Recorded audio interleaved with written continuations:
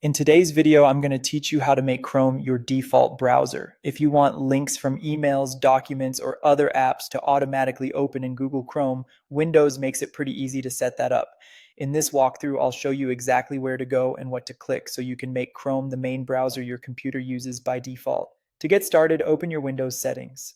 The fastest way to do that is by pressing the Windows key and the I key on your keyboard at the same time. This shortcut takes you directly to the settings window, which is where Windows stores system preferences, including your default app choices. Once settings is open, look over to the left-hand menu and click Apps. This section controls how programs behave on your computer and how files and links are handled. After that, select Default Apps.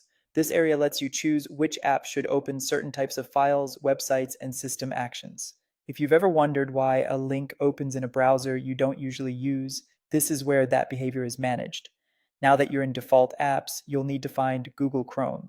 You can either use the search box to type Chrome, which is usually the quickest option, or scroll down through the list of installed apps until you see Google Chrome. Once you find it, click on it to open its default app settings. On the Chrome settings page, look at the very top for the Set Default button. Go ahead and click it. This tells Windows that Chrome should be used as the primary web browser from now on.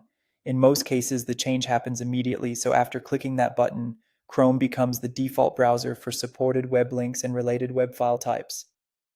That's all you need to do. If you want to confirm that it worked, you can simply close settings and open a web link from another app.